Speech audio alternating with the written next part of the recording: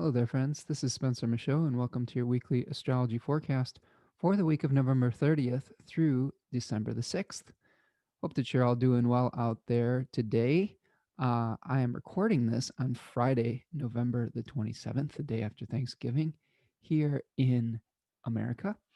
And I hope that you all had a safe holiday, even though we weren't really operating under ideal circumstances. There's plenty to find gratitude for, I think. Um, so yeah, we're exploring an eclipse this week. We've got an eclipse at 8 degrees of Gemini, a full moon lunar eclipse that we will break down. We have Mercury moving into the sign of Sagittarius. Mercury is also going to be coming into an Antiscia with both Saturn and Jupiter, like the Sun did last week. So we'll talk about that a bit. Venus will be making some conjunctions to a few important fixed stars, including ACRUX and ALPHECCA. And we're going to see a really interesting conjunction with the Sun and the fixed star Antares this week, which is one of the four royal stars of Persia that has quite a bit of mythology associated with it in the tradition. So we'll talk about that. That happens on Tuesday. And then we're going to finish our week up with a Venus Neptune trine. So those are the big hits of the week, big chapter markers, big culminations this week. So we will see if we can get it all contextualized for you. So let's move over to the planetary condition report and see what we can see. All right. Yeah, I hope that you're all doing well out there. I'm a little, I don't know, have a little bit of the post Thanksgiving sleepies. we had a we had a nice little feast, even though we didn't really visit extended family other than on Zoom due to some of the things that are going on in society with COVID and trying to be extra cautious and whatnot. And we had some nice conversations with family, but a nice meal here at home. We did the best we could with what we had, and yeah, I think that one of the keys with 2020 is when we have things that are when we get stripped down to the bare essentials, we really start to appreciate what we have in our life and what is necessary and what isn't, and that really is a gift. And I've been really grateful for that in 2020, being able to become clear as to what really matters in life. And I think that's something that I've been taking with me through this week and this holiday season. And this is something that we can talk about with the sun moving through Sagittarius, which generally brings some optimism to our minds and to our hearts and to our spirits. The sun will be moving through 8 to 15 degrees of Sagittarius this week, where it has triplicity dignity of the fire signs by day. It will be moving fast and it will conjoin the fixed star Antares at 10 degrees of Sagittarius. We'll talk about the second decan of Sagittarius as well once we get to Tuesday, December the 1st. The sun will be moving through the terms of Jupiter from 0 to 12 degrees and then the terms of Venus from 12 to 17 degrees. It will be co present with Mercury once it moves into Sagittarius, and it is making a trine to Mars in Aries. The host of the sun this week is Jupiter in Capricorn, where it is in an aversion relationship to right now. It's kind of it's having a difficult time receiving some of the resources from Jupiter. And Jupiter itself is in a position where it's fairly depressed and isn't able to do its best work. So we may be wanting to move forward towards our goals, but the resources that we have to work with may be compromised. And that's something we're going to have to reconcile and come to terms with as we try to figure out where we're heading in the days and months and years ahead. And remember, this is all building up to a Jupiter Saturn conjunction on the winter solstice, which is a giant chapter marker as far as our collective ideals, our collective goals, our collective agreements that we have as far as how we're going to set up society and what we value. So we are building to that. Saturn this week is going to be moving through Capricorn. It is at about 28 degrees Capricorn this week. It is fast in motion. It is in its own domicile and in the terms of Mars from 26 to 30 degrees. It is co-present with Jupiter. It is making a overcoming square to Mars in Aries, and it will be receiving a sextile from Venus and Mercury while Mercury is still in Scorpio. Now, these are whole sign Ptolemaic aspects with the 7 traditional planets that we're talking about with our aspect doctrine that we do in the Planetary Condition report. So I will only talk about the outer planets if there's an exact aspect that happens with one of those. So if you're wondering about that, Saturn is in its own domicile, so it has access to all its own resources. Saturn's preparing, though, to move into Aquarius, which should be an improvement. Saturn is said to joy in Aquarius because it is of the diurnal sect, and which means that it does better in a masculine gendered sign because it is able to be kind of some of its cold and dark qualities are mitigated by being in uh, the solar sect. So think about it like this: like you've got a really chilly, frigid, dark, depressed planet, and it's going to be balanced out a little bit by being in a sign that is more associated with the sun. So we may be coming out of our caves a little bit to establish order on a societal level rather than on this personal level that we've been working on. I think we've been all getting a heavy dose of who are we and what needs to go and what needs to stay as far as our own personal lives are concerned. And as Saturn and then Jupiter move into Aquarius, we're going to probably be asking ourselves these questions much more intensely about uh, how we are going to deal with these types of issues as a collective. So you see a lot of changes with laws and fighting for equality and things of that nature when Saturn moves into Aquarius. So we'll keep our eyes peeled for that and keep talking about that in the months, weeks, and years ahead. Jupiter this week is going to be moving through Capricorn from 25 to 27 degrees. It is fast in motion and it is in its fall or its depression. So when Jupiter is in a sign of or a house of Saturn, it is a place that is very unlike its nature. One of the things that I've talked about with Robert Schmidt when he describes signs, um, so they are like temples or like places where different actions will take place, different topics that we experience in our life. But when a sign is housing a planet, the planet becomes more like that sign and or more like the planet that it is the host of or the planet that is hosting it. That's what I'm meaning to say, fumbling through my words. But so Jupiter is becoming more Saturn like in the sign of Capricorn. And that is very different than what Jupiter wants to do. Jupiter wants to create abundance. It wants to create hope. It wants to create, it wants to bridge gaps instead of being cast into exile or abandoned, which are some of the significations or themes that we see come up that Saturn can represent: abandonment, deprivation, consolidation. All of those things are almost opposite to Jupiter nature. So Jupiter is a little bit its light is dampened a little bit. So that condition is going to improve as well as Jupiter moves into Aquarius out of its fall and into more of a, I would say, a slightly more neutral position.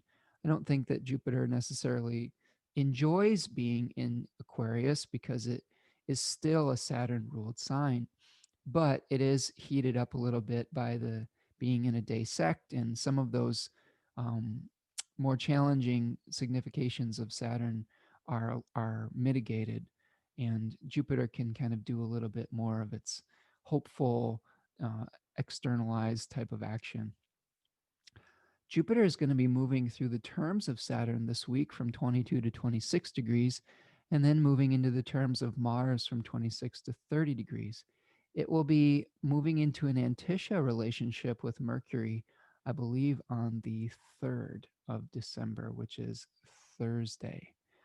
So we're going to see kind of this secret conjunction between Mercury and Jupiter. And some of the themes we're going to see coming up this week is a plethora of options and really needing to pare down our options so we can move forward towards our chosen missions, towards our chosen goals, towards our chosen things that bring us enthusiasm and get us really fired up for pursuing.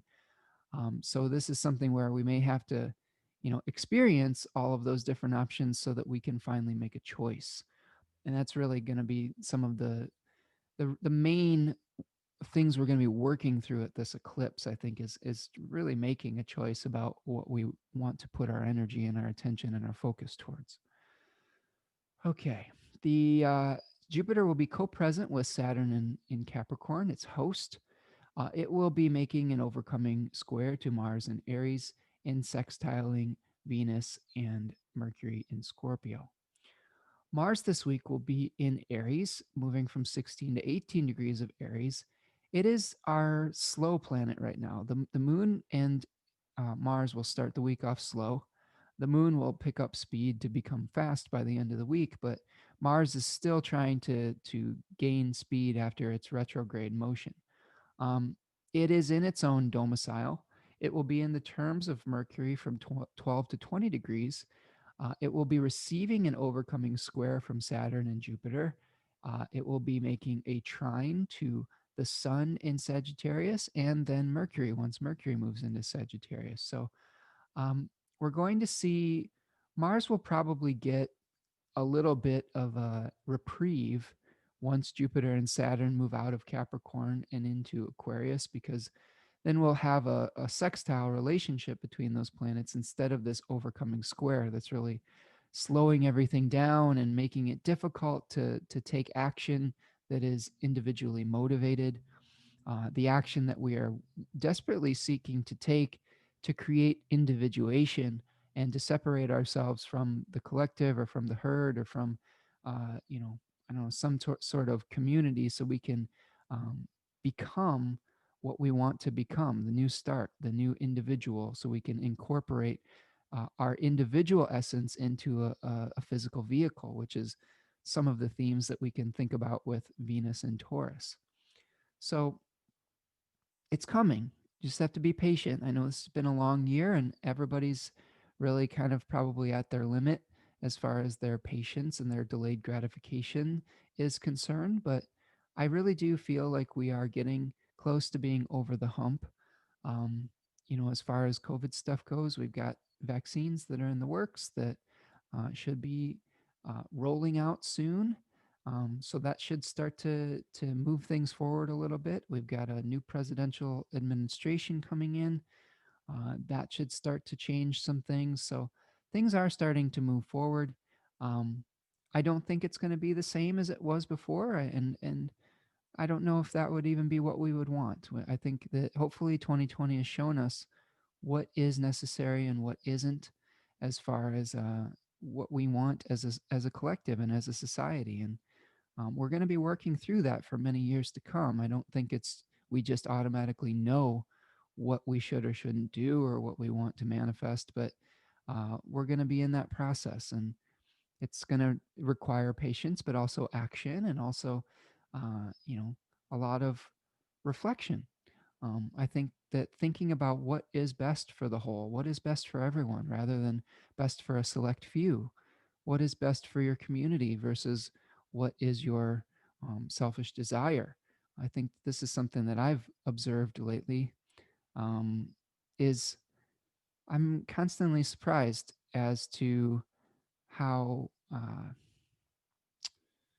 don't know how, I guess the word I'm looking for is entitled.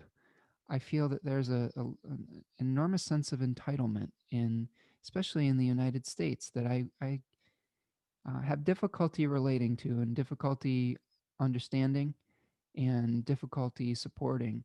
I think that uh,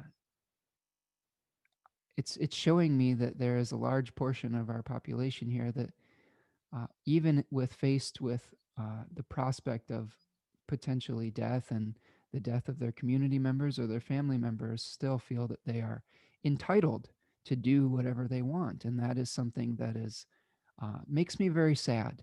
And I don't know how we move forward with that. And if, I don't know if I have listeners that feel that way, I'm not sure how we bridge that gap with each other.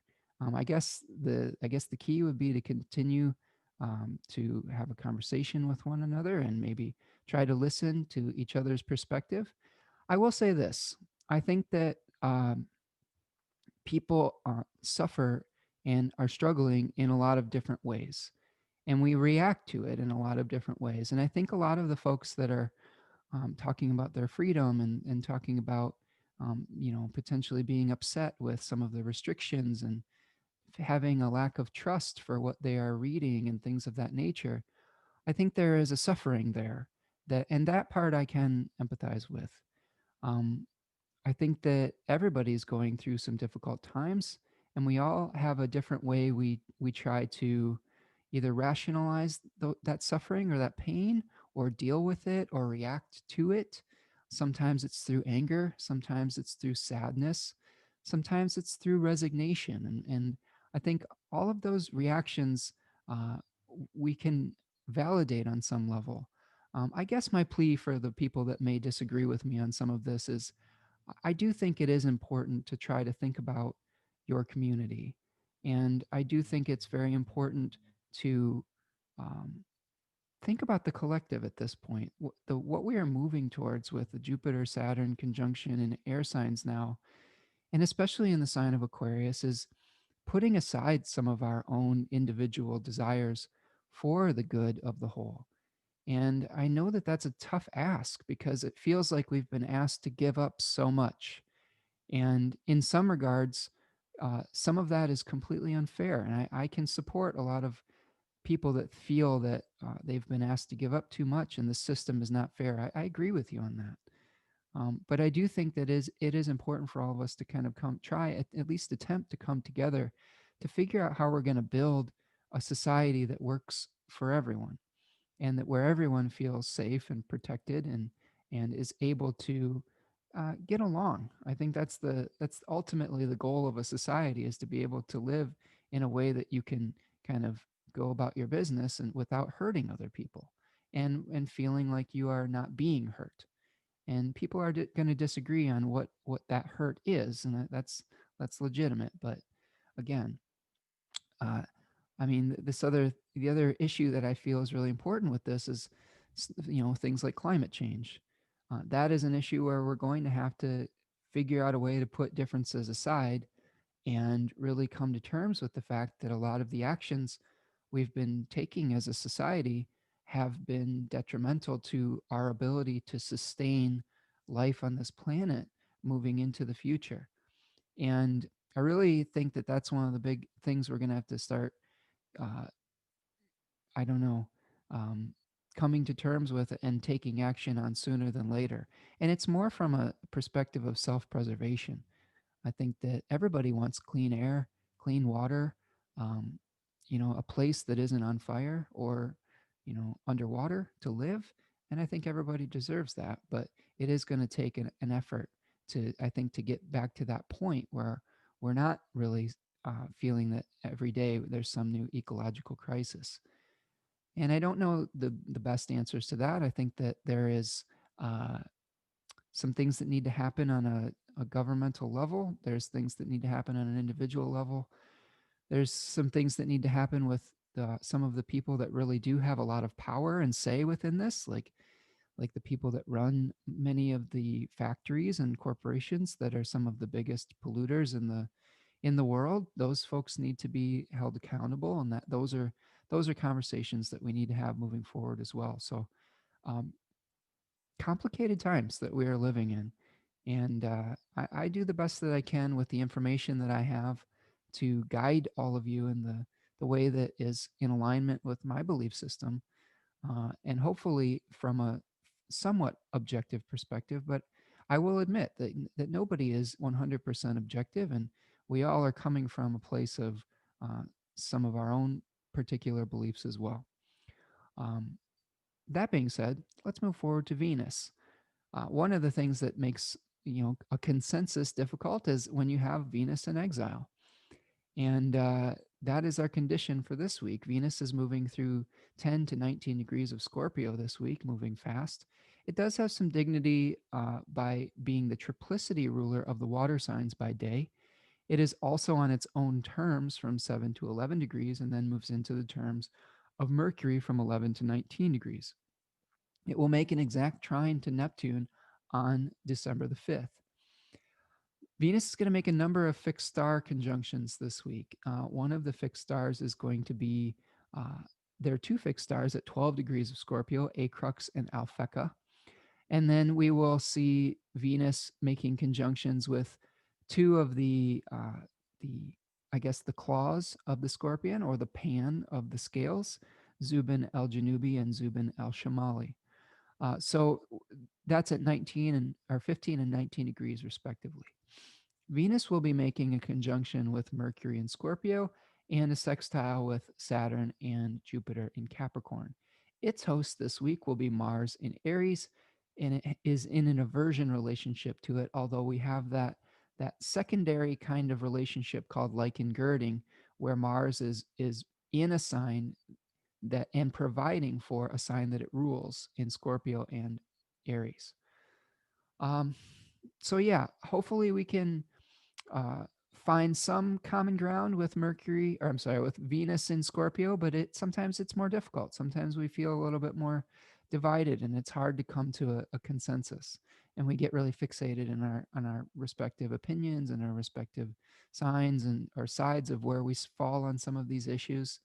But yeah, uh, one thing I will say about Venus in Scorpio is I've noticed lately my own life an attraction to campy type of things, a campy aesthetic. And I've seen some other astrologers talk about this too with the camp type of thing. And camp is sort of like art that is ironic or is like bad, but so bad that it's good. And I think with Venus in its exile, we're finding an attraction to things that are outside of societal's norms, outside of the beaten path of things that we normally find attractive. Like here's an example. Uh, I grew up in the 80s and 90s, and when I was a kid, the music that was on the radio was a lot of like trashy hair metal.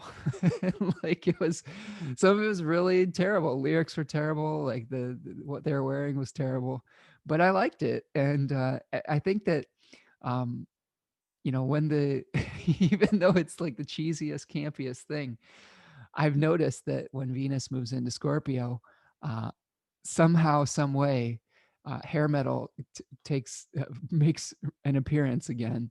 I think the last time that this was happening and going retrograde, I wrote an article about um, Venus in Scorpio and used this like, oh, what was it?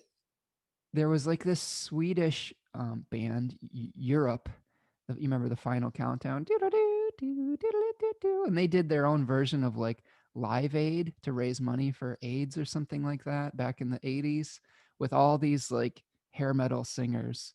And it was every one of them was trying to like outdo the other. So it was like they were coming together, Venus, but it was so competitive. They were trying to like scream each other under the table. I just thought it was so funny and such a representation of this energy. And recently I just was showing my daughter some of these old videos, like bands like Firehouse, Skid Row, and what were some other ones that we were looking at? I was showing her the band Extreme with More Than Words, just so that I could show her Jack Black's very hilarious version that he did that was basically shot for shot with Jimmy Fallon. If you haven't seen that, I would highly recommend checking it out because it's hilarious, and Jack Black is a national treasure. So yeah, like, that's my side note with Venus and Scorpio and the camp factor, which I find entertaining. All right, let's talk about Mercury. Mercury is an important player in our week. It starts off in the sign of Scorpio, moves from 27 to 30 degrees before it changes sign into Sagittarius on December the 1st. It will be moving fast in motion, and it will be conjoining the fixed star Toliman at 29 degrees of Scorpio. It is peregrine in Scorpio, and it will be in the terms of Saturn from 24 to 30 degrees. In Scorpio, it'll be co-present with Venus, and it will be sextiling Saturn and Jupiter in Capricorn. The host of Mercury when it is in Scorpio will be Mars in Aries. It's in that inversion / like girding relationship. Now, once Mercury moves into Sagittarius, we get quite a shift. Mercury will be moving from 0 to 8 degrees of Sagittarius starting on December the 1st. It'll still be fast in motion, but it moves into its exile. So it's going to have a similar type of, I guess, camp relationship, a little bit of outside the norm type of expression. Um, it will also have dignity by face in the first decan of Sagittarius, and it's going to be coming into an Anticia with Saturn on the 2nd and with Jupiter on the 3rd. It will be in the terms of Jupiter from 0 to 12 degrees, co-present with the Sun, and then making a trine to Mars and Aries. Its host then becomes Jupiter in Capricorn, where it still is in an aversion relationship. Now, we've talked about two different types of aversions in this show. The one that is on either side of a sign was sort of associated more with Mercury, like a destabilization of that host and the relationship planet, that guest host relationship. When it's on either side of an opposition, it was supposed to be, and this is according to Thema Mundi relationships, the theoretical natal chart of the world, to be more Saturnian, where the planet is just turned away completely from that planet. It's basically not even hearing its case in court, where like if a planet was in aversion on either side of the conjunction, I guess you could say, it's sort of like you know it's still waiting to be heard, or it's destabilized in some way, or we're becoming aware that we need to do it, but it's just not, it hasn't come to fruition yet. Okay. So Mercury in Sagittarius is a little bit of a salesman type of experience where we're trying to convince someone of our beliefs and convince someone of our point of view. So instead of really having our good listening ears on with Mercury and Sagittarius, we could be just dominating a conversation and find it very difficult to ask the right type of questions.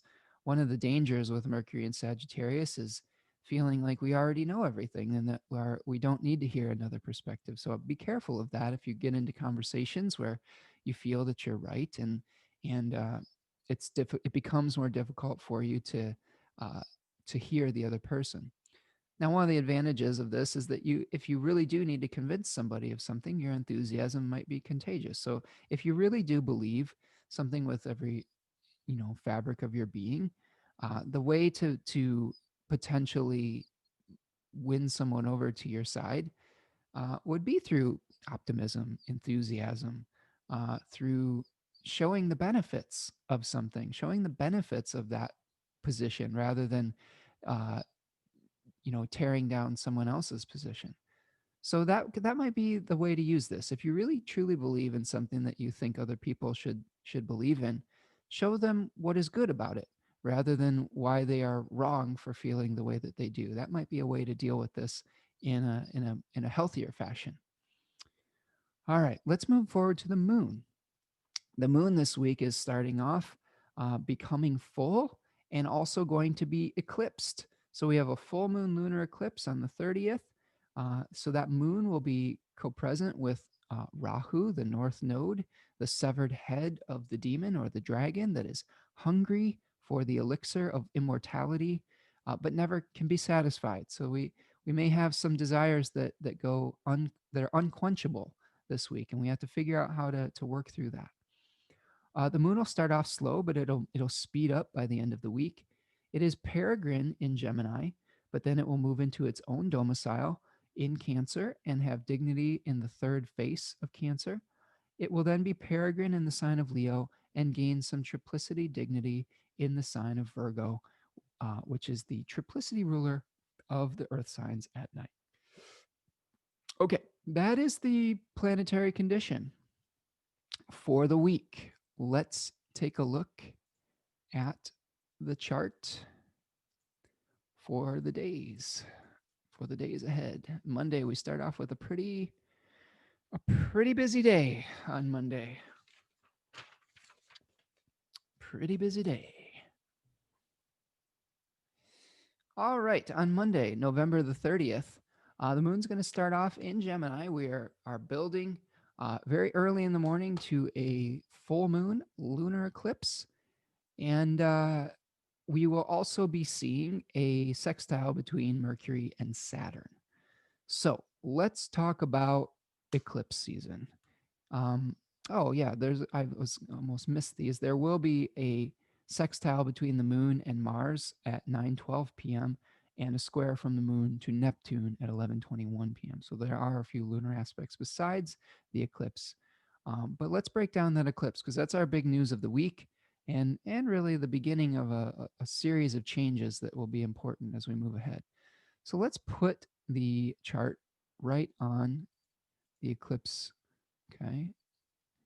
And here we are, fairly close enough.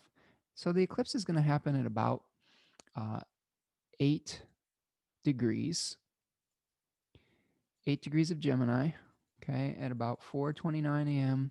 Eastern time. Okay, there we go.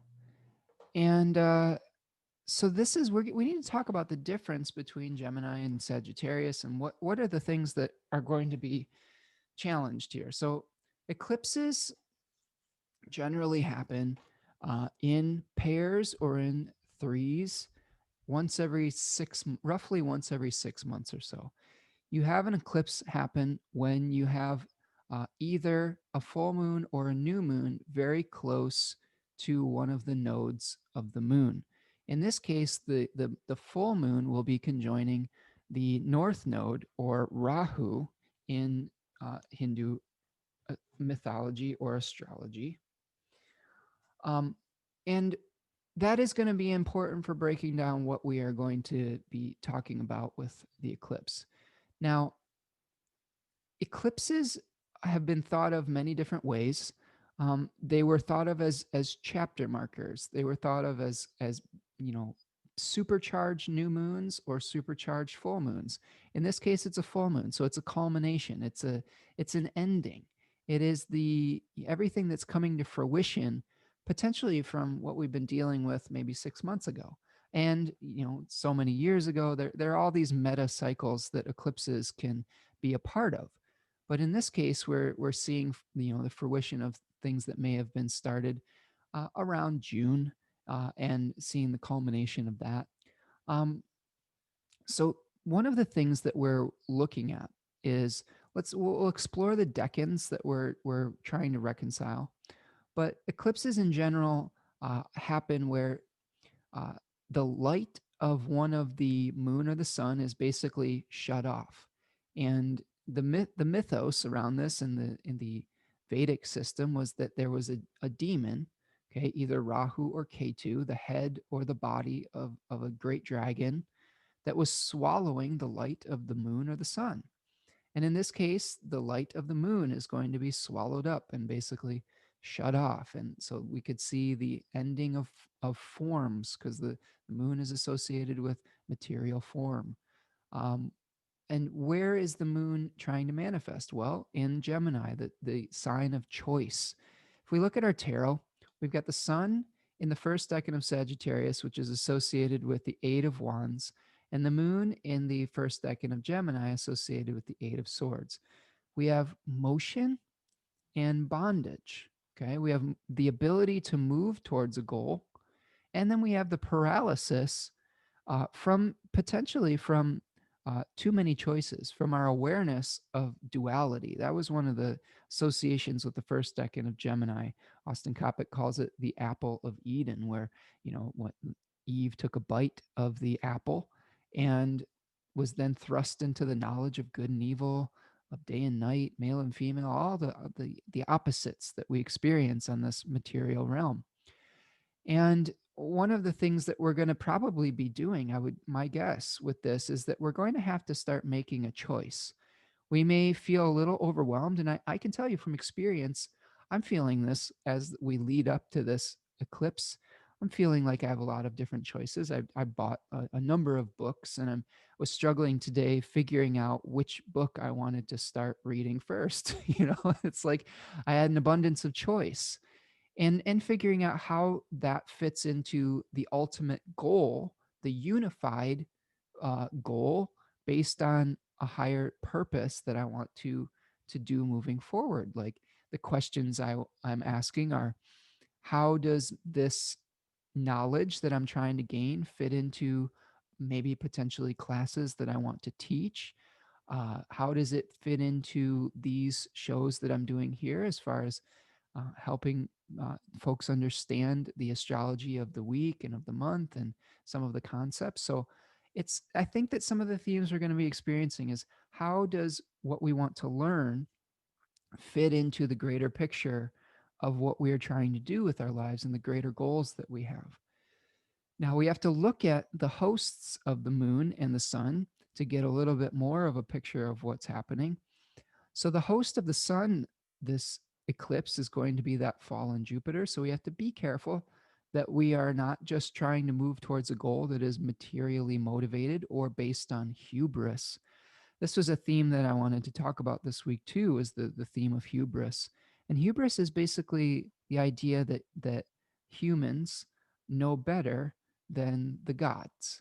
And that was one of the most egregious sins in many religious traditions, including ancient Greece.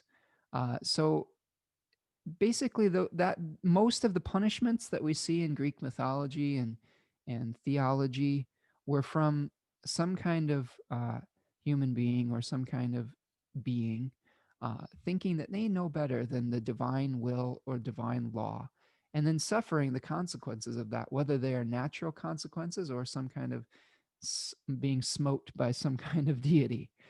Um, and Yeah, it's interesting because I think that it's one of the things I've been experiencing lately is witnessing quite a bit of hubris, especially in the country that I live in, and it's like I said, that's difficult for me to relate to. Now, I will admit that, and I will be careful not to commit the same sin of hubris and thinking that I know better than everyone or that I know better than the gods.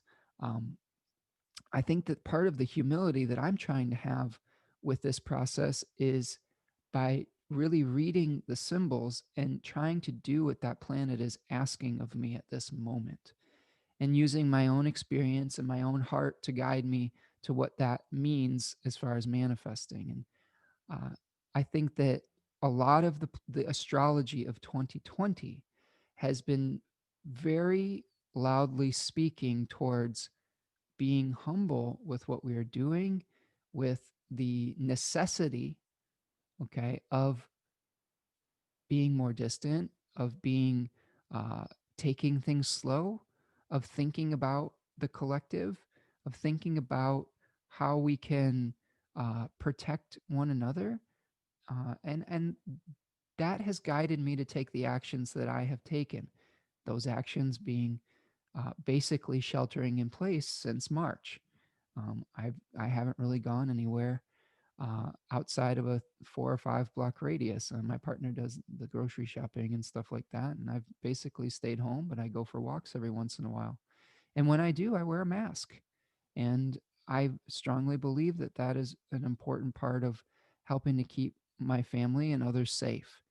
And that's motivated not only just from my own experience, uh, from, you know, science. Okay, this is another thing. Like, just because we can respect science and respect people who have, uh, you know, spent their entire lives devoted to trying to keep people safe. This is what I can't understand. And I know I'm running the risk of getting more feedback from people who disagree with me by talking about this, but I actually just can't understand why this is such a hot topic for people. But people like Anthony Fauci, for example, uh, he's dedicated his entire life to preventing the spread of contagious disease. that's what his entire life's work has been a part of. And his advice has been to be socially distant.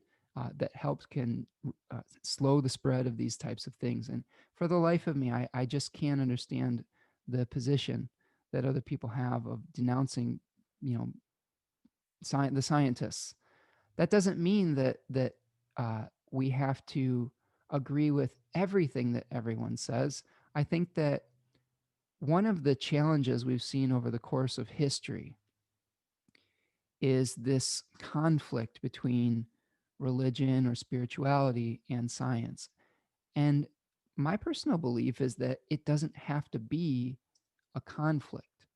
Uh, you can believe in science, and you can believe in the scientific method, and you can believe in um, some of the data that is collected with that, and still be a spiritual person, and still have faith, and still pray, and be a ritualistic person. All of those things don't necessarily have to be in conflict, and that's something that I think is going to hopefully be important as we move forward. I'm reminded of a story that has come up in I believe it's in Islam, when they talk about a man who had a camel, and his friend, they had these two camels, and the phrase goes, the parable goes, pray to Allah but tether your camel. Okay, and the story, the basic version of it is that the uh well, I'm probably going to butcher it, but uh, these two men were stopping for the night in the desert at like an inn or something like that, and they had forgotten to tether the camel or something like that. And one of them was like, we should go out and tether the camel or something. And the other one was like, oh, Allah will take care of it, right? And convinced him not to do it. And when they woke up, the camels were gone, and they saw a wise man, and he's like, well, they told him the story, and they're like, the wise man was like, you pray to Allah, but you got to tether your camel, which is basically like, you can get guidance from the divine, but you have to take an action here in the physical world. And I think that that's kind of what we're dealing with when we are trying to balance and bridge that divide. And I have many friends who have really dealt with this illness and been very close, or had loved ones that were very close to death and firsthand experience. So I really and I don't want to make this all about this, but I get pretty upset when I see people that are constantly going down the conspiracy theory rabbit hole and trying to tell me that I need to quote unquote wake up because I don't believe their YouTube conspiracy theory. Uh, to tell me that you know more than many of the world's leading scientists because you quote unquote did your own research with a few YouTube channel videos, to me is the ultimate hubris and makes me very upset. So I think that it's amazing that we still have to have this argument, but yeah, that's how I feel about it. So if you are some of those folks that have listened to my podcast and have been giving that type of feedback, I can't state it any stronger than that, because that is the reality. And yeah, let's move forward. Oh boy, what times we live in. Okay, let's talk more about this lunar eclipse. I just had to get that off my chest because it's been bothering me, and I still care about all of you, and I hope that we can uh, still move forward. But it makes me really sad. It makes me really sad to hear that people are getting so fixated in those positions and those beliefs that they are putting other people in danger. So anyway, uh, so back to eclipse talk. Um, Again, we're going to be eliminating options to move forward. We do have a sextile from Mars in Aries to this eclipse, so that does seem to figure prominently. I was seeing that another astrologer friend I had, um, Mr. S.J. Anderson, was talking about the this eclipse is in the let's see what we've got here. I believe it is in the sun was in no. Okay, here. No, this is what it was. Mercury, the ruler of the moon, is in the terms of Mars, or the triplicity of Mars here, sorry. Triplicity of Mars. And then we had the sun, which was ruled by Jupiter, and Jupiter is in the terms of Mars. So Mars is able to give testimony to this particular full moon. So we should see some martial tendencies with this full moon as well. Now, one of the things that we're going to be seeing is Mercury is going to be making a sextile to Saturn at 2 p.m. at 28 degrees of Scorpio and Capricorn. Now, these two positions in the final degrees of Scorpio and the final degrees of Capricorn definitely speak to letting go of things. And because this Mercury is going to be making a positive connection to Saturn, this is where we're putting old beliefs, we're putting old thought forms, and we're putting them to rest. So if we've, and all of us have different illusions that we have been living under, but if you've been living under some kind of illusion or delusion, or something has proven to be true, if there is evidence to the contrary of some kind of belief that you may have been carrying with you, this is a good time to let go of it. And this can apply to many different circumstances. Sometimes we have to let go of old beliefs and old thoughts so that we can move forward with our lives. Uh, Sometimes we have to give up things that we feel like we're entitled to move forward with the collective good. So that's what I think we're going to be seeing with Monday the 30th. And this is all helping us build up to a new moon solar eclipse, which is a huge new start that is going to be very close to the south node, okay, K2, on December the 14th. The only other thing we're seeing on Monday here is Mercury is going to be conjoining the fixed star Toliman, which is part of the constellation Centaurus, which was the right foot of Chiron. So this may be where we're talking about some kind of wound that we have that is unhealed. Toliman means hereafter. We may be communicating some kind of wisdom, or it was associated also with a Greek goddess Serket, who wore the crown of the scorpion. And it was there's a quote attributed to that. It says, "She who causes the throat to breathe." So that could be either in reference to getting stung by the scorpion and maybe not being able to breathe, or there was this which could echo the Chiron wound, or this could be associated with a water scorpion, which is kind of like a water insect that looked like it was breathing when it was moving. So there was some associations with that. All right, so that's what we've got for Monday the 30th and this eclipse. Yeah, be gentle with yourselves during eclipse day.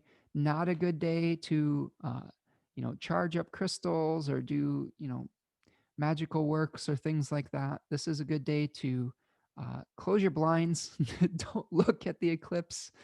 There are some great ritual practices that you can do that I've learned from Sphere and Sundry, which is the Caitlin Kopic's website. She has some really good instructions on if you want to propitiate any of these deities or these demons, which are associated with Rahu and Ketu. I believe this is a Rahu eclipse.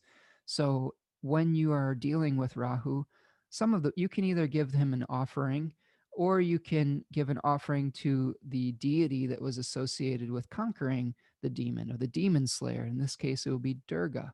Durga, rides on a lion, and I think you can offer Durga ghee or lemons or things of that nature. But Caitlin has a really thorough, treatment of what to do and what kind of ritual practices to do during eclipses. One thing I can highly recommend, even if you don't do any of that other stuff, is taking a sea salt bath. And it's important that it's sea salt and not Epsom salt, because was believed that sea salt was a purifying thing, and it can cause it can kind of make it so that the negative energies of eclipses don't stick to you. So it's kind of a cleansing thing and a protective thing as well. Salt has always had protective qualities in ritual magic. So that's something I would really highly recommend. Take a salt bath, relax a little bit. Try not to schedule anything too intense for these days, because it can there is trouble that can be stirred up on these eclipses, and I'm sure that we'll all have to deal with something. But uh, again, try to be kind with one another and see someone else's perspective if you possibly can. And I will try to do the same.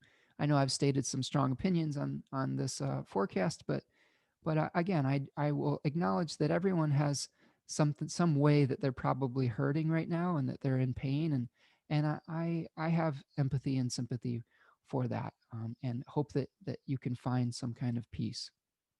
All right, let's move forward to Tuesday.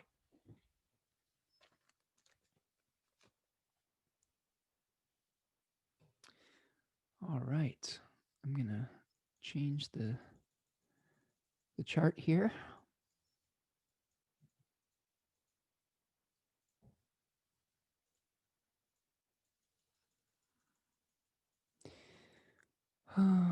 Okay, let's take a look. We are on Monday,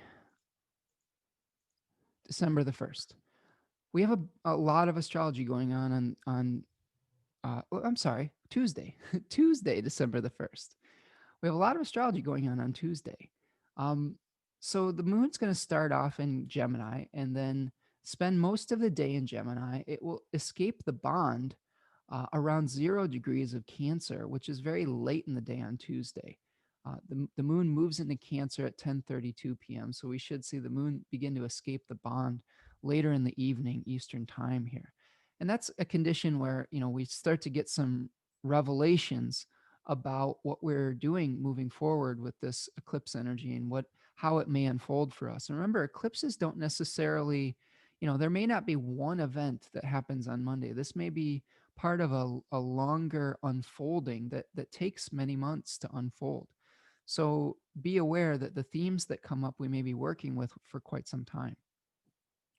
Now, what we're going to be seeing on Tuesday, the 1st, is Mercury is going to be changing signs into Sagittarius at 2:52 p.m. The Sun will also be moving into the second decan of Sagittarius. So we have to talk about kind of two different themes of Sagittarius. The Sun will also be making a conjunction with the fixed star Antares at 10 degrees of Sagittarius, which is a very important fixed star, a very bright star in the constellation of Scorpio, is the heart of the Scorpion. And we'll talk about that. Venus is making a couple conjunctions to fixed stars, including ACRUX, which was part of the cross of matter, and ALPHECCA, which was the northern crown, or the crown of flowers, in the constellation Corona Borealis. So let's kind of take one thing at a time and try to break it down. Let's start with Mercury moving into the first decan of Sagittarius. So this Mercury is now going to be hosted by that fallen Jupiter. So our opinions may be based on things in the past. They may be based on material desires. So be careful if you're spreading some kind of belief system, that you're really checking in that it is based on your higher self, your higher good, rather than material fears. There's one of the associations with Saturn and anything that is in a Saturnian sign is fear. So we may be espousing some of our beliefs based on fear or things of that nature. Now, I will say a little bit of fear is healthy. A little bit of fear is set up to help keep us safe. I think that when we become all consumed by fears, that can be a problem. I think that it has been difficult not to take action or have thought processes in fear over the course of this year, because things like death seem so close right now. And again, we've had 250,000 people pass in America alone this year, and that is something that we need to come to terms with. So be careful about getting too fixated on your own belief system and your own perspective with Venus in this, I'm sorry, with Mercury in this particular position. Okay, we can see Mercury is going to be moving into Sagittarius 2:52 p.m. Now that first decan is ruled uh, by Mercury and Jupiter. Okay, so it sort of has the appearance of Mercury. So we're trying to become swifty. We're trying to become speedy. So our minds may become fast. We may be firing off opinions. This is the problem. Instead of asking questions, we're going to be making bold statements with Mercury and Sagittarius. And that is a problem because that's not necessarily the role that Mercury is designed to take. Mercury is about asking questions. Mercury is about trying to find out new information. And when we think that we have all of the information, we think that we have the answer, that's when we start to make mistakes, and that's when we start to uh, fall prey to that hubris that is always punished in mythology and in religious tradition, and in just life in general. Some of it is common sense. Some of it is if we are thinking that we know better than everybody in our society, that we will suffer consequences. We will. If we, for example, if we're trying to cross the street and we say we're going to cross a busy highway and there is a bridge that is maybe uh, half a mile down the road, or maybe not even. Maybe it's even just like 20 yards down the road. But we decide we're going to cross the highway because, we're not going to follow the rules of a society. And some of that is just dangerous. The chance of you getting run over by a car is a lot greater. Whereas if you just taken a little bit of time and had a little bit of patience to walk that 20 extra yards, you had a safe crossing. And so it's little things like that where there are plenty of things in society that we have to uh, rules that we have to follow for our own good. And yes, there are things that are that we need to question, but make sure you're fighting the right fight, I guess, is the other thing, and directing your discontent in the right directions. I think that a lot of things I've seen lately too is a lot of misguided anger. Uh, like I think a lot of people are just trying to live their lives, and if you want to talk about the system being flawed, yeah, I'm on board with you on that. I think that um, we have a great wealth gap in this country that is really widening with the every single day and every single new cash grab that's happening in our government, and that's something to direct your anger to. I agree with that. I think that there is inequality, racial inequality in this country. And I think that there is systemic racism that makes our system unfair for some of the most vulnerable populations. And if you want to direct your anger and your uh, indignation at that, I fully support you, because having a fair and just society for everyone is important. And I will also say though that um, I think that uh, I've learned over the course of my life that the way that you say something makes a difference. Um, if you're going to come on somebody's channel and say something in all caps, it sounds a little crazy. Nobody likes being shouted at. So that would be my first recommendation. If you want to make a comment, take off the caps lock button. Like this is a way that if you want to start a conversation with somebody, uh, you don't yell at them. That's an easy way for somebody to just kind of put their hands over their ears and not hear what you have to say. And the same is true when you go out into the world and you try to make change. If the first thing that you do is yell as loud as you possibly can, I don't know if that's necessarily the way to get people to cooperate. So I think that I've learned this as a young idealistic person. Um, this is not my first rodeo with idealism. I'm 40 years old. I was 20 or 25 years old once, and I thought that I knew everything. And I thought that I knew how wrong everyone in the system was. And I told everyone how wrong they were. And I was humbled many, many times.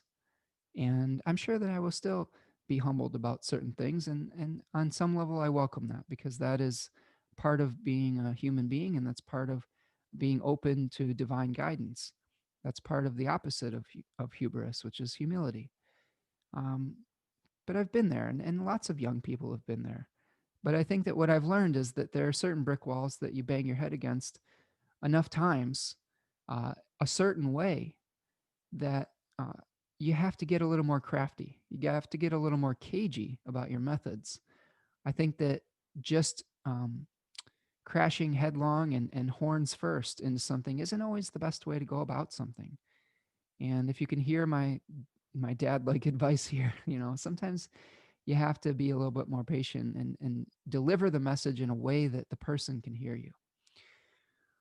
All right, so that may be difficult with Mercury and Sagittarius, is what I'm trying to say. Um, let's see here. Let's talk about the sun moving into the second decan of Sagittarius. Now that's going to happen at 12:52 p.m. and we're moving into a decan that, remember, the first decan was these 8 of wands that was basically talking about moving fast and swiftness and speed. This 9 of wands is associated with a figure that is standing his ground. He's sustained some kind of injury, but he seems like he's preparing to fight again. Um, this one is called Great Strength in Book T, or Just Strength in the Book of Thoth.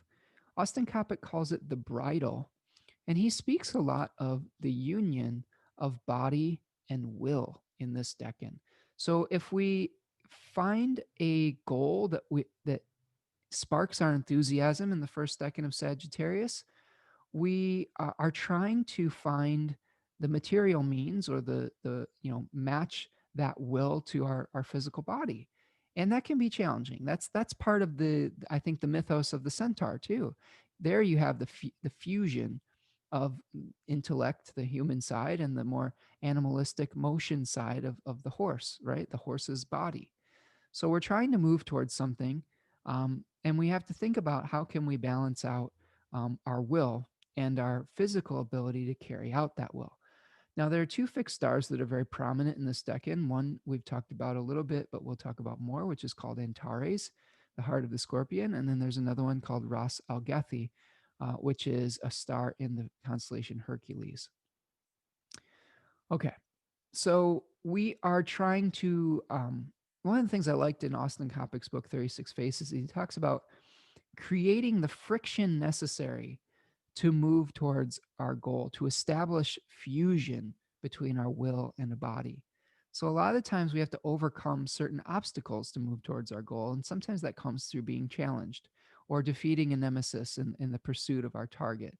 And we can grow stronger through being tested. So that's something we might experience with the sun in Sagittarius. We have a goal, but we might be tested to see if the strength of our beliefs is really sustainable. Okay, it's testing your mettle or your resolve or your courage. Let's talk about Antares a little bit, because that is a really important fixed star. It is in the constellation Scorpio, and I'm going to go over to the star chart to show you what that looks like here. So here we are on December 1st, and we've got the constellation Scorpio here, and you can see that the sun is very close, and Antares is right here. It is a very red star. It was described as having the nature of Mars and Jupiter.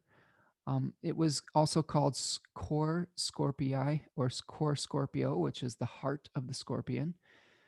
The Persians called it the Watcher of the West. It was a royal star of Persia that was associated with some of the cardinal points, or one of the cardinal points, I should say.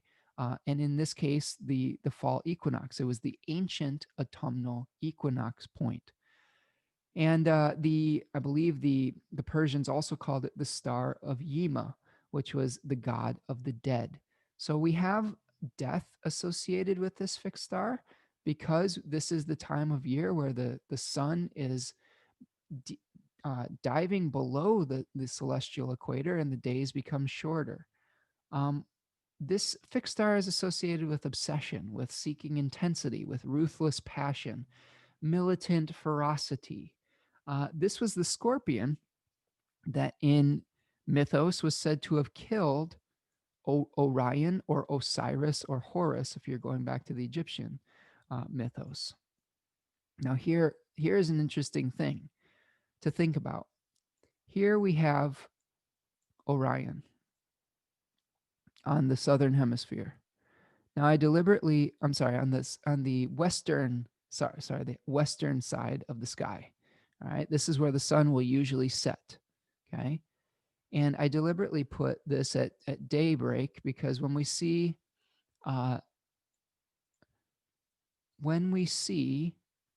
Scorpio rising, okay, when it is, so here I'm just going to give you a visual on this. So see how as we move forward, as we move forward, Scorpio, that gray line is the horizon line, and Scorpio appears as Orion is setting, okay? See that? And this is an important concept to understanding myth and understanding meaning. See how that? So the ancients thought that the scorpion was chasing Orion and was killing Orion. Like it caused Orion to disappear under the horizon. So if I put the horizon back in here, for those of you watching along in the video, you can see, oops, not daylight. Come on now. Get it together. There we go. Now we've got the horizon here. So you can see that as the scorpion is appearing, okay, there's the scorpion on the horizon, okay, Orion has disappeared. He's gone into the underworld, right? And this is important to understand. Okay, so when we're dealing with the sun conjoining this fixed star, and I'm going to get rid of this again, the horizon again, we're trying to we're consolidating some of this scorpionic poison. All right, we are there is this parable that is a story, which is a story that has underlying meaning. Sorry, I'm fading a little bit here. I'll suck it up here and get through it. I think I've got too much turkey and stuffing still being digested from yesterday. But there's a parable of the scorpion and the frog. And the story basically goes that the scorpion wanted to cross this great river, and he comes up to the bank, and there is a frog, and he says, "Frog, I'd like to, I'd like for you to take me across the river." And the frog's like, "I don't know. You're a scorpion. You will sting me, and I'll die. I'm scared. I don't want to take you across." And the scorpion's like, I won't sting you. I promise. Please just take me across." So the frog's like, "Okay, I'll take you across." And as they're crossing the river, right in the middle of the river, the scorpion stings the frog, and uh, the frog is terribly hurt by this and terribly upset and feels betrayed, and was like, "Scorpion, why are you doing this? Why?" And the scorpion's like, this is my nature. And of course they both drown. So uh, I would encourage you, the lesson we can glean from that is, sometimes when we are trying to enlist the help of others, or when we're trying to achieve something, if we are too intense, we can cause the whole thing to go down in flames, or to drown, so to speak. And we have to really make sure that we're not being intense just to be intense, that we're not arguing just to argue, that we're not creating self-undoing through inappropriately pursuing this ruthlessness. Okay. Uh, Bernadette Brady talks about this being one of the fixed stars that has a particular nemesis to overcome, and some particular, uh, pitfall that we have to avoid. And in this case, it is ruthlessness, intensity, too much passion. If we can overcome that, this fixed star can grant great power and great wisdom and great success. So my recommendation when the sun is on Antares is take the middle path. Utilize that passion, but try not to be so intense that you're going to hurt people around you. Um, this particular fixed star, during some of my research for another class I was in, is right on Michael Jordan's moon. Now, if you're familiar with Michael Jordan and you watched the documentary The Last Dance, you could see that Michael had very much a very intense demeanor, and he was very hard on his teammates. And some of it brought him success, and some of it really rubbed people really the wrong way and created quite a few very strong enemies. And you could argue that he had a lot of success, but ultimately, uh, success is measured in different ways.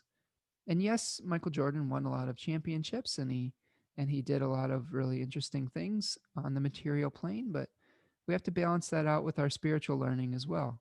And sometimes we have to ask ourselves if that mission or that goal or that drive is worth it. And we see this with a lot of people at the tops of their field. I'm not saying that you shouldn't strive for greatness. I'm saying that there's always a cost. And sometimes it's very lonely at the top of a field because you've damaged a lot of relationships along the way to get there. And this is something that I learned through my experience in the music industry, and it was just something I wasn't willing to do. I was not willing to uh, burn every bridge or to uh, damage all of my relationships in the pursuit of being the best. I was tempted to. Don't get me wrong. I definitely am an intense person and feel an obligation to do things to the very best of my ability and to achieve excellence. I have that in me.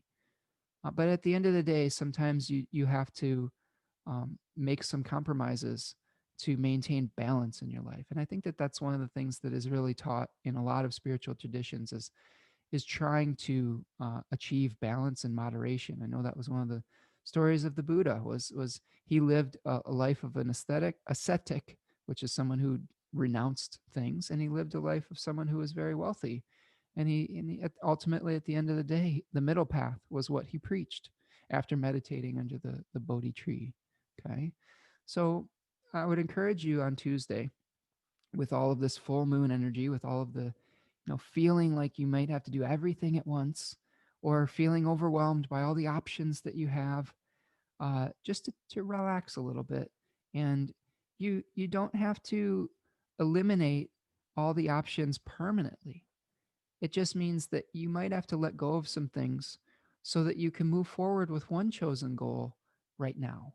That's the thing with Gemini Sagittarius. Sometimes you have to just figure out what is essential for moving towards the target and put something else on the back burner, you know, and be do it gently because that'll help you to move through life with a little bit more grace. All right. The other fixed stars that we're seeing on this day are associated with Venus. And here we see Venus being associated or coming into projected ecliptical degree with the stars of ACRUX of CRUX, this constellation down here, which was concerned with the cross of matter and bringing things into being, into form. And if we go above the ecliptic, we'll see the fixed star ALPHECCA, which is part of the corona borealis or the flower crown. So we have two constellations that are fairly far off the ecliptic, generally, almost equal distant. So we're dealing with like themes of being gifted social status or power. Okay, remember Ariadne was the the uh, the princess that helped I believe Theseus escape the maze of the Minotaur, and he took her with him off of the Isle of Crete, but then abandoned her, and she was rescued by Dionysus and became his bride. So there is these qualities of you know maybe uh, being granted some kind of status and then feeling abandoned or feeling the price of that power. Like some people call it the crown of thorns too, because we can be gifted with something, but it may have a catch 22. So that's associated with ALPHECCA. So we, since this is Venus, we may be receiving some kind of status that we need to make sure that we are game for, that we are up to the task, that we have to consider any drawbacks that it may entail. We may be glamorizing things like royalty or eminence or social cachet. We may be desiring something like sovereignty or commanding power. So think about those things on this day. And think about with ACRUX, we may be receiving uh, material resources for our project. We may be receiving something like patronage or receiving payment for your art, or we may have earthly or earthy aesthetics that we are dealing with this set of fixed stars in ACRUX down here. So those are some of the themes that we're going to be dealing with on Tuesday. Let's move forward to Wednesday. On Wednesday, December the 2nd, the moon is going to start off in Cancer. We're continuing our full moon phase. The moon has just escaped the bond late Tuesday, so we should get some clarity as far as what some of the themes of our full moon letting go of is going to be dealing with. The moon is going to make a sextile to retrograde Uranus at 1 p.m. at 7 degrees of Cancer and Taurus. And the other thing that we're dealing with on Wednesday is an anticia between between Mercury and Saturn. So you can see here, Mercury has moved into Sagittarius and the first few degrees. And remember, anticias were mirror images of either the solstices, and the counter anticia were mirror images of the equinoxes. So we are at the winter solstice point here at 0 degrees of Capricorn. And we can see that we have equal daylight at about 1 or 2 degrees Sagittarius that we do at 28 degrees Capricorn. So on December 2nd, there is an equal amount of daylight as there would be when the sun is in like mid-January or something like that. And they were said to have equal power, and they had a secret relationship. They were like mirror images of one another. So this may be a point in time, Wednesday, where you're starting to feel the weight of responsibility, the weight of some limitations. Maybe you have, maybe you tried to enlist some help through your enthusiasm and you feel like you were rejected or something like that. That could be something we could be experiencing with a Mercury Saturn Anticia, where we're really kind of maybe dampening some of those spirits and that enthusiasm and really having to see that this is a long-term thing that we're having to deal with, and that we can't just have everything that we want right away. We have to really dig deep for our endurance. All right. So that's Wednesday, the 2nd. It's a little bit of a less astrologically busy day than the first 2 days of the week. So let's move forward to Thursday, December the 3rd. All right, on Thursday, December the 3rd, the moon will be in Cancer, continuing our full moon phase. Remember, according to Dane Rudyard, we have like these 45-degree sections of moon phases. Now, I do believe that the Hellenistic authors used a slightly different type of moon phase thing, but I like Dane Rudyard's eightfold moon path, so I've been sticking with that so far. I reserve the right to change my mind later. But the moon is making a trine to Venus at 2:42 a.m. at 14 degrees of Cancer and Scorpio. It will then square Mars at 8:28 a.m. and then trine Neptune at 9:32 a.m. We only have one other lunar aspect. It'll oppose Pluto later in the day around 7:20 or so. Now, the big news on Thursday is that we have a Mercury-Jupiter anticia. So we can see that we are separating from the anticia between Mercury and Saturn and coming into a secret conjunction between Mercury and Jupiter. So after we've come to terms with our limitations, we may start to feel again like we're starting to expand our options again. Sometimes when we let go of options that aren't serving us, we are flooded with new opportunities. We're flooded with new communications. I recently had an experience with this where I was letting go of another, some work with associated with some of the music that I used to do and the music teaching, and I automatically received some communications about some astrological opportunities. And I've really been noticing that when we fully commit to a path, that spirit brings us opportunities. If you're meant to be doing something, uh, I think the universe wants to support it. And a lot of the times, what is holding us back is really just being all in or being committed to it, or our fear that if we let go of something, that we will not have any opportunities in the future. And it's very difficult to pursue opportunities when you're holding on to old ones. So I would encourage you to let go if you can, because uh, something good is going to replace it. And I think that we're constantly evolving, we're constantly shifting. Some of the beliefs that I have now are not the beliefs that I had when I was 20. Some of the beliefs that I will have when I'm 50 are not the beliefs that I have now when I'm 40. And if we constantly are able to be uh, flexible and constantly able to be open to new information, new wisdom, new experiences, okay, then we can flow with those times and we can find purposes and goals to move towards that are more of a reflection of who we are and the wisdom that we have now, rather than trying to continue those past selves, those past identities. And it's really liberating, I will say. And I will take, it's okay to take time to mourn an old self that you may have been attached to. There's good, always good things that were happening. It's not that everything was bad. It's just sometimes things have run their course.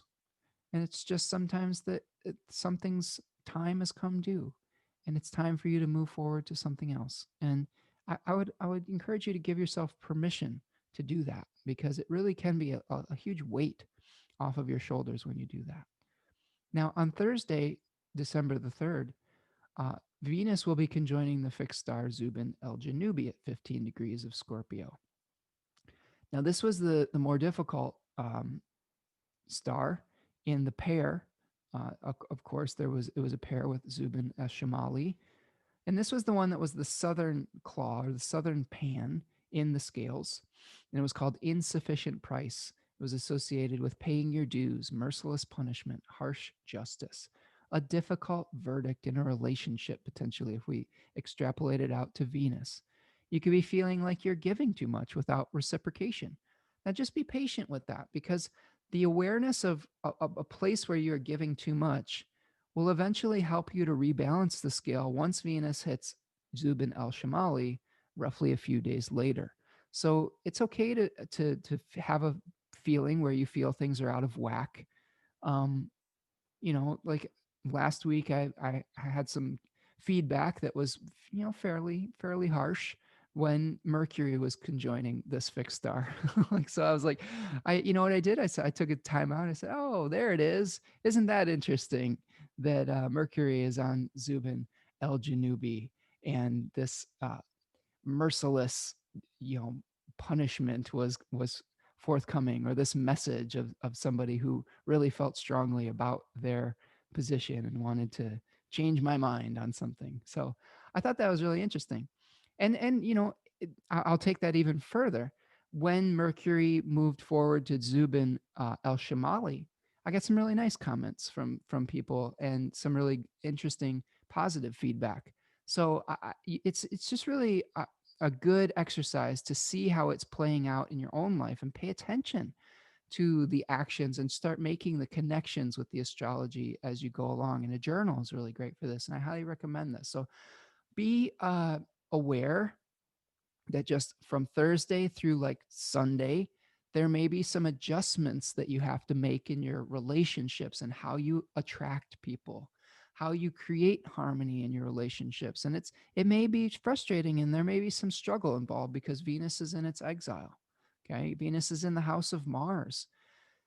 Again, I'll talk a little bit about, the hair metal we're talking about. Like, we have art, music, but we have these like really like, you know, these guitars that are like wielded like weapons, like swords, like phalluses, like, and it's just so funny. My daughter and I watched School of Rock last night because I think we're both on a little bit of a Jack Black kick. She's like, let's watch a Jack Black movie, and she hadn't seen that. And that was the perfect Venus and Scorpio movie. It was like, the punk rockness of music, and the rebellion Okay, like the saying, we're gonna stick it to the man kind of thing. That's Venus in Scorpio, you know. That's like we're unifying over this like rejection of something. Do you see that? They came together as a group because they were saying we're not going to be controlled by the man, you know. And they had the songs where they're like, "Step off," you know. That was funny. So I enjoyed that because Jack Black is just a, like I said, he's a national treasure, a ball full of energy, and he's got quite a bit of charisma. And some of that charisma just comes from being just, you know, crazy and uh, dark sided. But you can't help but look at it and watch and be entertained. All right, so that's what's going on Thursday, December the 3rd. Now let's move forward to Friday. On Friday, December the 4th, the moon will move from Cancer into Leo at 7:52 a.m. and we will begin the disseminating phase. So this is the time where we're starting to be able to eat the fruit of the full moon eclipse, okay? Whether it's and it may not be a tasty meal, but we're going to start digesting what we experienced, okay? Um, and we may be able to share anything that we've learned from that eclipse. The moon is going to oppose Jupiter and then oppose Saturn in the morning hours. And then once it moves into Leo, it's going to make a trine with Mercury at 4:51 p.m. and then a square to Uranus at 9:37 p.m. So only some lunar aspects on Friday. We may start off the day having some difficult feelings about growth versus decay, about what has to be let go of in our life. Maybe we have some challenges with our domestic life and our professional life that we have to reconcile. And then once the moon moves into Leo, we may be feeling some enthusiasm. We may be wanting to share messages of a new identity that we are coming to terms with after we've let go of some old thought forms. But that may cause some shakeups with the square to Uranus in Taurus. So just be careful that your new identity, your ability or your attempts to try to put on a new mask or a new persona don't create too much disruption in your material reality. So that can be something that we have to keep an eye on. All right, let's move forward to a Friday. Oh, that is Friday. Sorry, let's move forward to Saturday. Let's finish this thing up.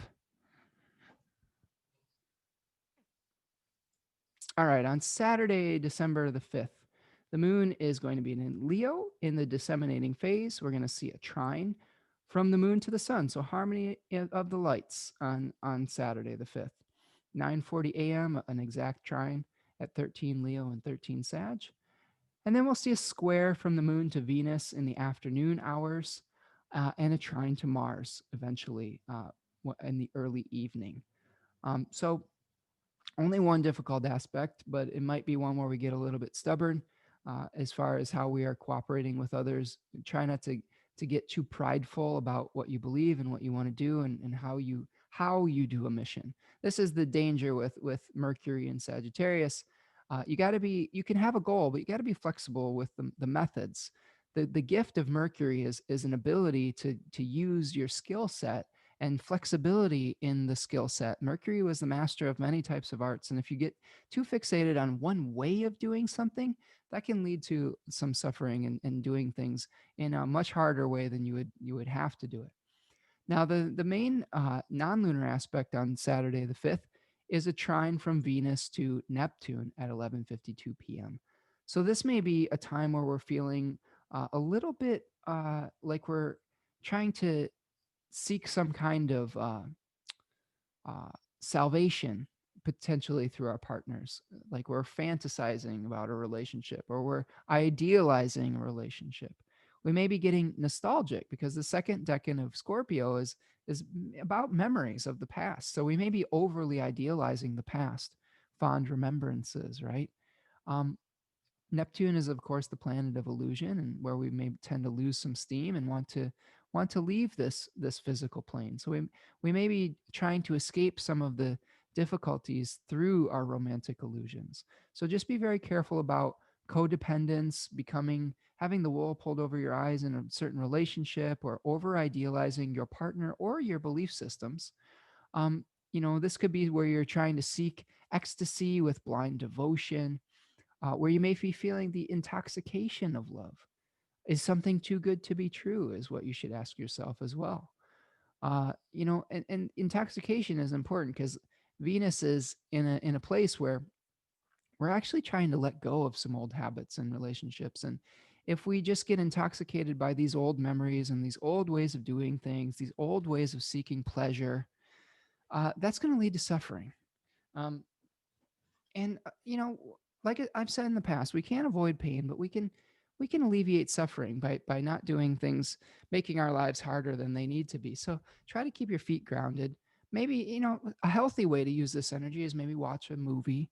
Go to a land of enchantment, and is what we like to say in our household. There is some healthy ways to escape things. Maybe it's through art. Maybe it's through an interesting TV show, or creating something interesting, like a drawing, or a piece of music or something like that. That could be, you could be inspired towards that. Maybe you could let go of the past through an artistic vision.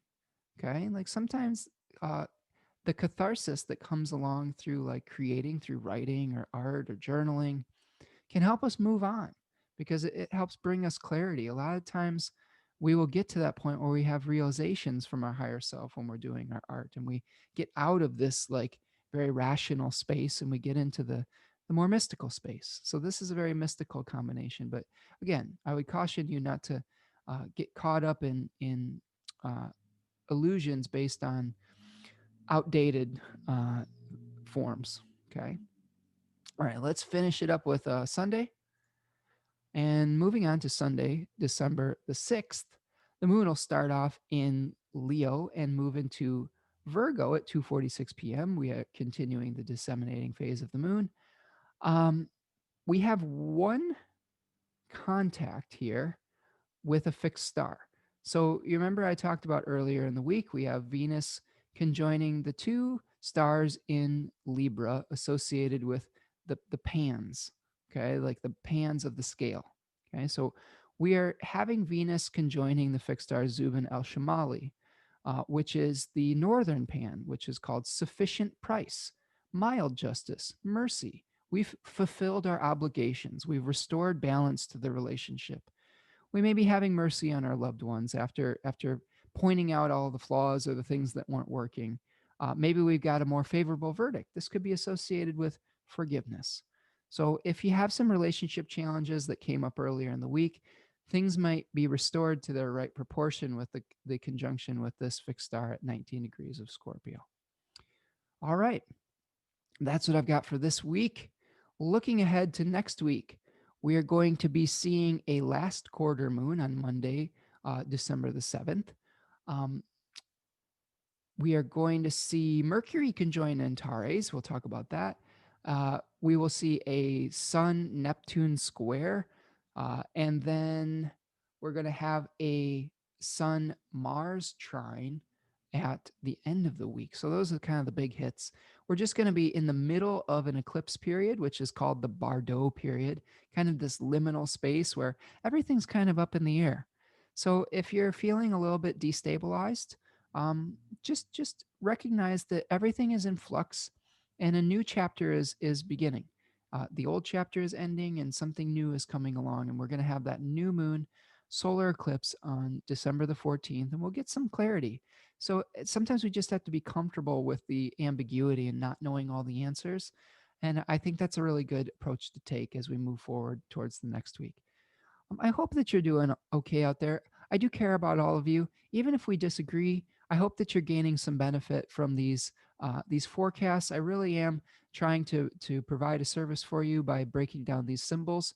I can't help it if some of my own belief systems and opinions filter into it. I am only human, by the way, and and it's I just I really am saying these things because I care about you. I care about my community, and I want to see everybody remain safe and to have the best experience possible. And I know that's tough, and I know that we're going through some tough times right now. But really, what I'm saying is from a place of caring and of really of love. So I hope that you can hear that if you disagree with me. And I hope that you're continuing to stay safe if you've been doing all of the social distancing things and whatnot, because I do think we will get through this. We just have to be patient, delay some gratification, and look out for one another. And I encourage you to do that as we move forward. So take care, everyone. If you like the work that I'm doing, please hit that subscribe button, hit the like button. If you want to leave a monetary donation, I do have a PayPal Me and a Venmo account that is linked to these videos. Of course, the best thing you can do is reach out for a reading. I have some space to do some readings that's coming up. And if you need help and guidance through this eclipse period, I'd be more than happy to do that. I'll include a link. I have my normal business hours are Monday and Tuesday for readings, but if you need a different time or a different arrangement with payment or whatnot, feel free to reach out and email me at spencermichaudastrology@gmail.com. All right.